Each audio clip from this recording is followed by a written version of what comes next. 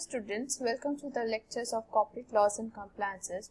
In the previous lecture we had started with IBC and we have started with Insolvency Bankruptcy Board of India. We have started with these 5 mechanisms that we have, regulatory mechanism. So we had completed Insolvency Bankruptcy Board, Insolvency Professional Agency and Insolvency Professional. So we have to start with information utility. So let's start with this. Now what it says, information utility, I have already briefed this to you, that basically it is a utility, it's a facility, it is given under this code which will give, collect, authenticate, collate and disseminate the financial information to the creditors and the other needy people. So let's see what is written here. It says the court advises creation of information utility. So there is a creation of information utility in this code which will basically collect, collate. Collect means collect all the information about that insolvent company, okay, or that debtor company, and collate, that is out of the collected information it will be segregated, that what is the more material information and what are the less material information, and will authenticate, that is verify that the information is true, correct, and giving the correct information about the company, and it will not lead to misleading of any information, okay. And it will disseminate, that is distribute the financial information of the debtors in the centralized electronic database. So there is a database which is made electronically. In that database such information is shared, okay. Disseminate means sharing the financial information, and it is available at all times, okay. And the court requires the creditors to provide the financial information of debtors to multiple utilities on ongoing basis. So basically it says on ongoing basis this information is given, financial information of debtor is given to multiple utilities, okay. That is basically it says it provides financial information to creditors, financial information of whom? Of the debtors, and this is available to multiple utilities on ongoing basis, and such information will be available to the creditors, resolution professional, a liquidator and other stakeholder in these insolvency and bankruptcy proceedings. And the purpose is to remove the information asymmetry, because earlier what used to happen, that the insolvency professional or the creditors need to lie on the information which is given by the company itself, and they need to wait for the company to give all the information. But this information utility will help the such creditor or stakeholders to collect the information from this agency, and it will remove the information asymmetry, that is if the and the dependency on the debtors management. So if debtors management tries to give the false information also, already authenticated information is there in the system of information utility. So it leads to reducing the asymmetry between the information that is being given by the company and the information utility, okay.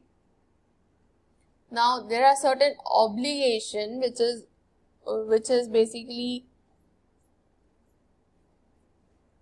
there for information utility. For the purpose of the providing the core services to any person, every information utility shall create and store the financial information in universally accessible format. That is, it need to be created and stored in such a format which can be accessible by anywhere in the world, and at any time any person can access such information if the right has been given to such information to access it, okay.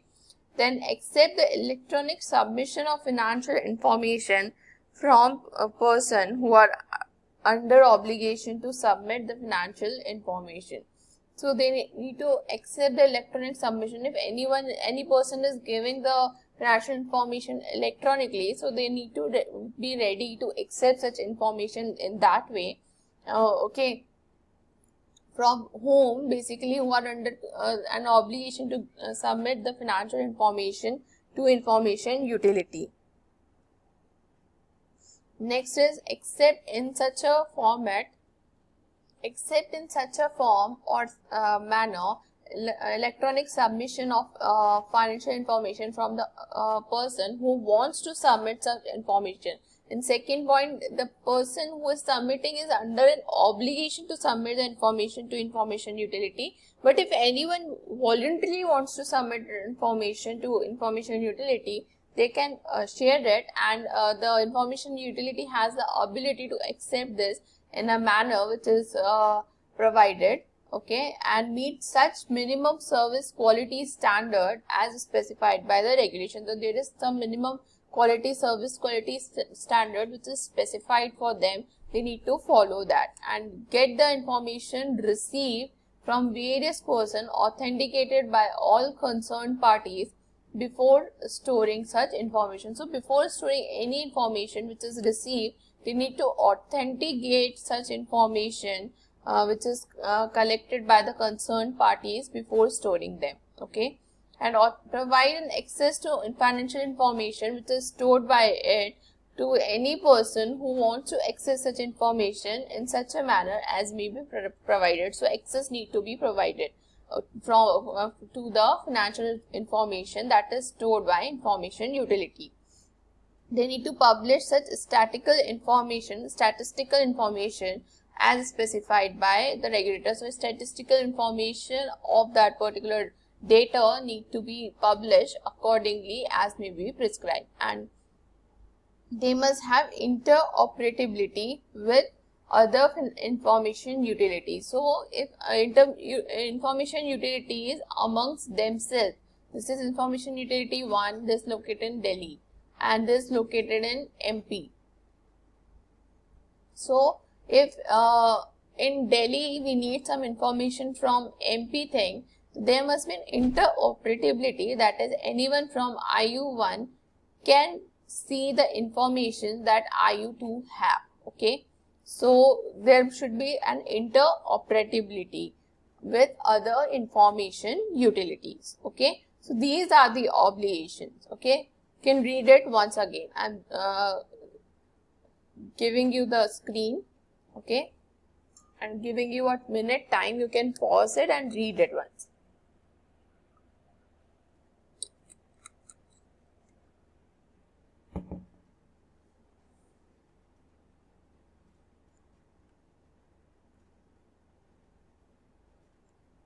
Done?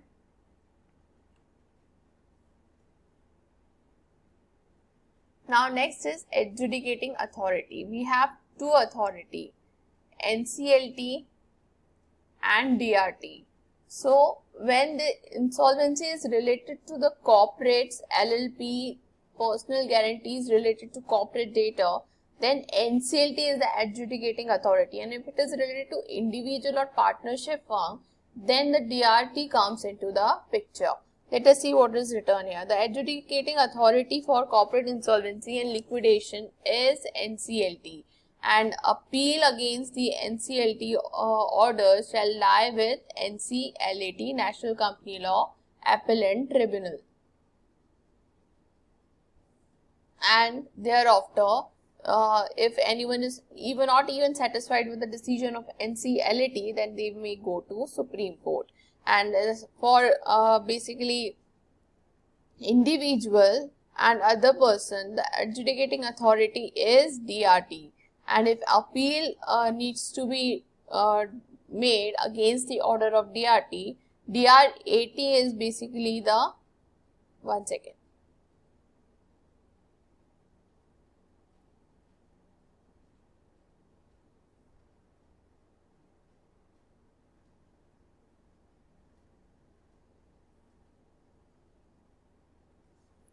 Now DRT is for individual and partnership firm, and DRAT is an appellant authority where anyone is not satisfied with the decision of DRT can go to DRAT, and if anyone is not satisfied with the decision of DRAT may go to Supreme Court. Okay, and this court has created one chain of authority for adjudication under this court, and civil court is prohibited to interfere in the matters related to the application pending before these adjudicating authorities, and no injunction order, that is no stay order, will be granted by any court, tribunal or authority in respect of any action taken by NCLT. So if under this code NCLT has taken any action against the company, on that action, against that action, injunction order cannot be passed. Injunction order means a stay order, that is put a stay that this order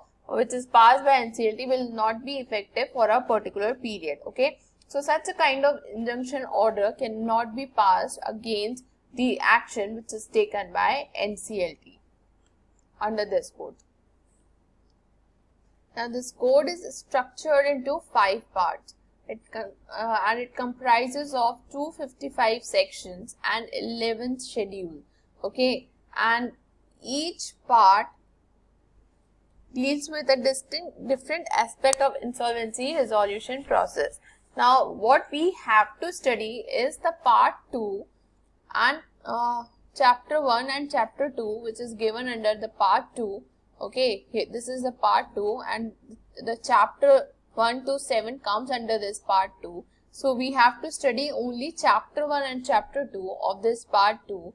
Okay, of a which is particularly important for examination purpose. So we have to study that only, and that only will going to take around total 8 to 9 hours to complete. So you can think of, if you have the full IBC, then what would be happen on us. So it's thank God for this, that we have only this part. Okay, but this part is sufficient to know that what kind of insolvency procedure that is be done for the companies. We are studying here corporate laws, so obviously we don't have the law related to the individual or firm here.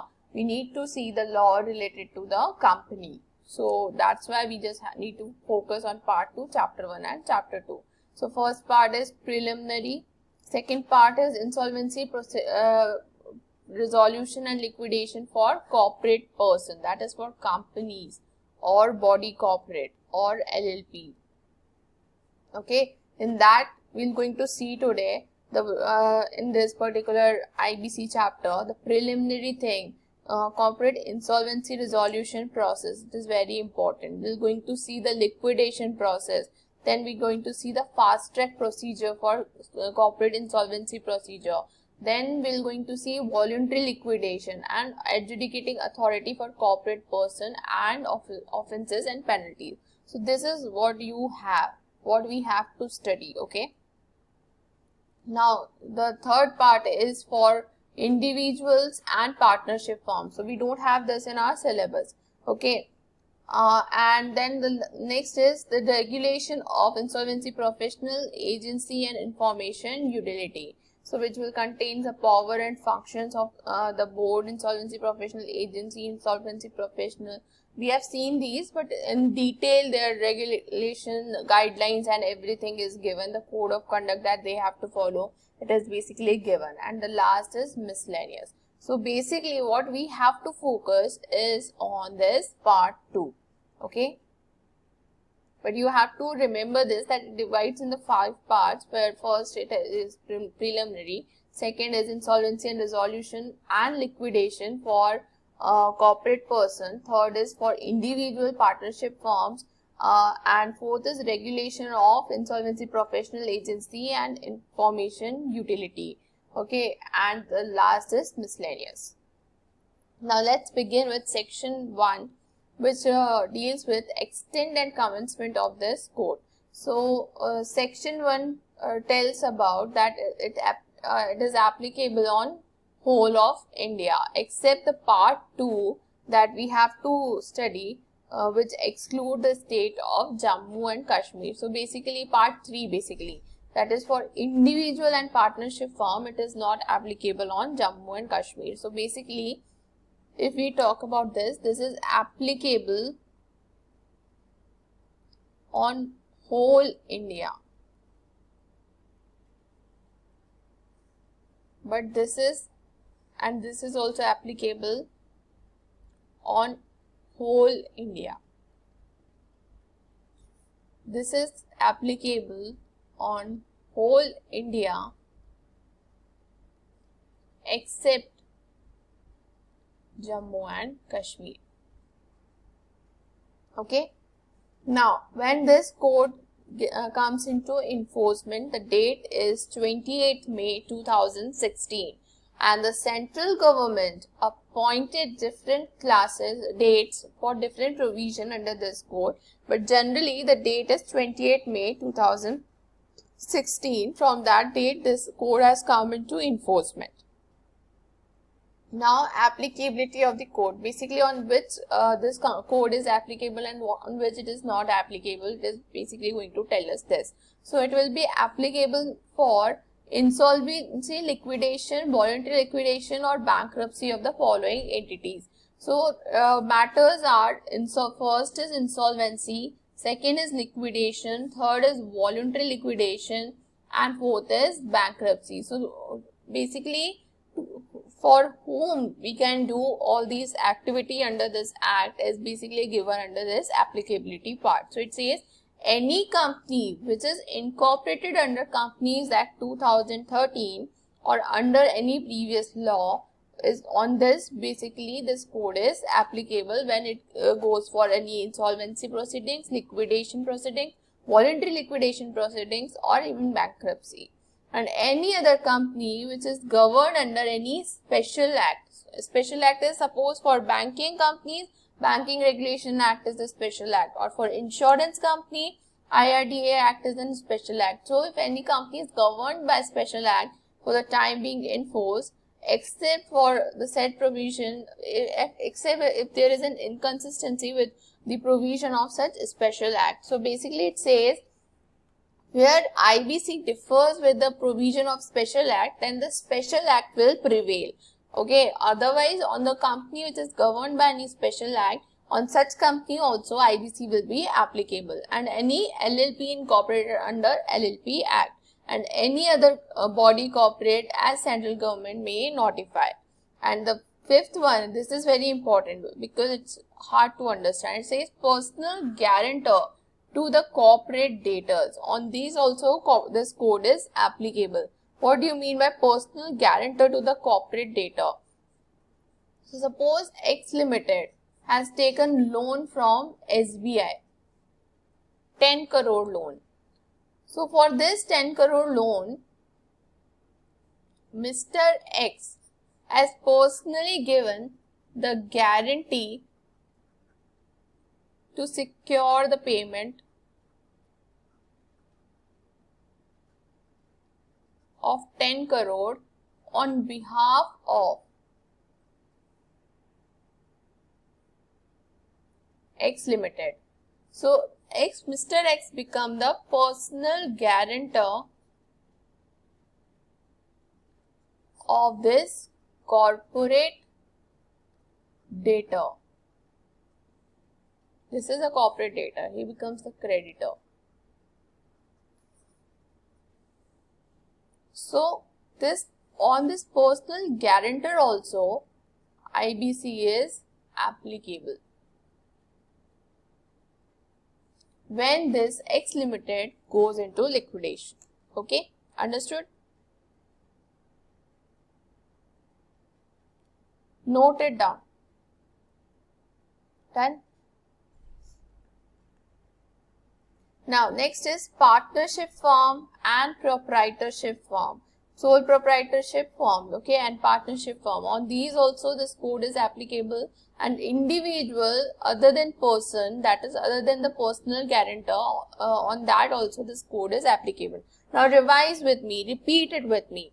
First, it is applicable on any company incorporated under Companies Act or any other previous company law, or any other company governed by special act, or any LLP under LLP Act 2008, any other body corporate as specified by central government, and the personal guarantor to the corporate debtor, and partnership firm and sole proprietorship. And seventh is individual other than the person incorporate referred under section clause E, that is individual other than the personal guarantor.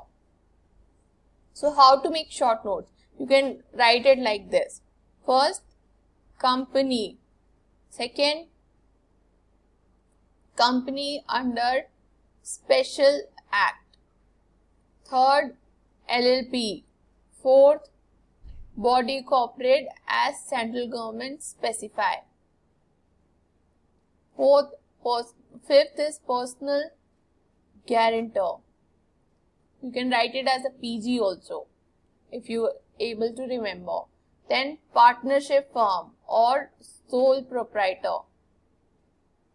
And last is individual. So these are the 7 points we have. Okay, that is how you have to write the short notes. Non-applicability of this code. So this code will not be applicable to corporates in finance sector. So if such a company is dealing with the finance sector thing, then on this kind of company, this code is not applicable. So the corporate person will not include any financial service provider. So therefore this code will not cover banks, financial institution, insurance company, asset reconstruction company, mutual fund, collective investment scheme or pension fund. So these people will not be included under the IBC code. So on this, IBC code will not be applicable. But however, note this, NBFCs engaged in various activities and hence NBFC is not ipso facto included in this, excluded from the corporate person. So basically what it says, actually NBFC it does not only deal with the finance sector thing, finance service provider thing. It involves various other activities in its objects clause. Okay, so we cannot say just like that on NBFC 2 this code is not applicable. For this we need to see what kind of activities that NBFC is running. On the basis of that only we'll be able to judge it. So NBFC can be a corporate person if he is doing any activity other than financial service provider, and it is given under the case law. This judgment is given under the case law Jindal Saxena Financial Services versus Mayfair Capital. And financial service provider has a definition under the act, which means a person who is engaged in the business of providing financial services in terms of authorization issued or registration granted by the financial sector regulator. So basically what it says, when a person is engaged in the providing business activities related to financial services in terms of authorization issued or registration granted by the financial regulator, financial sector regulator, then it will be called as financial service provider. Basically, suppose a bank is providing banking services, insurance, providing insurance related product, mutual fund company provided mutual funds to the customer. So these are financial services. So when a person is engaged in such a kind of financial services, and this services is issued in terms of the authorization or the registration which is given by financial sector regulator like RBI. So basically this is called as financial service provider. That can be bank, financial institution, insurance company, asset reconstruction company, mutual fund, collective investment scheme, pension fund, and NBFC can also be included if it is not doing any activity other than financial service provider. Now there is an amendment that has come recently which basically says that the central government in consultation with RBI notifies that this proceedings, insolvency resolution liquidation proceedings on NBFC, whose including the housing finance company, whose asset size is 500 crore or more as per last audited balance sheet, shall be undertaken in accordance with the provision of IBC. Read with insolvency, bankruptcy, insolvency of liquidation proceedings of financial service provider and application to adjudicating authority rules 2019 and the applicable regulations. So basically it is including those NBFCs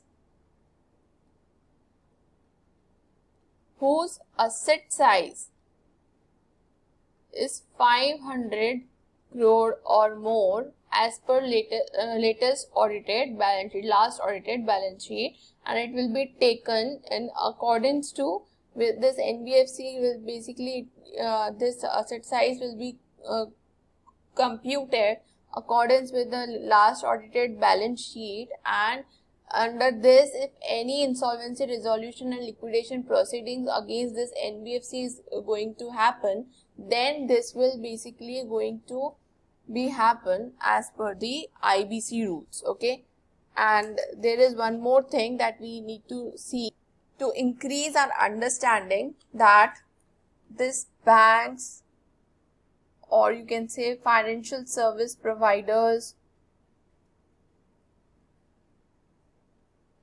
against these people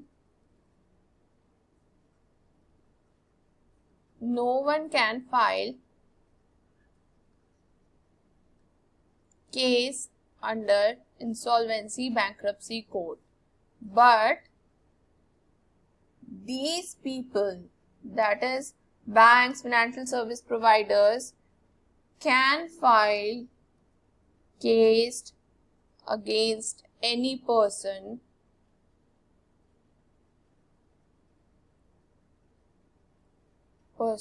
under IBC. Okay.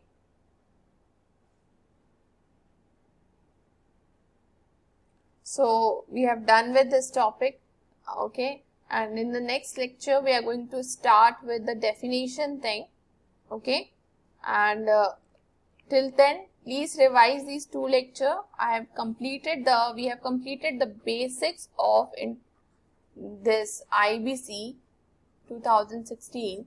It has been completed, and you have to revise it thoroughly and then move towards the next thing. In the next video we are only going to see about the definitions thing, that what is the meaning of the various terms that we will going to use in this particular process, that is insolvency resolution process.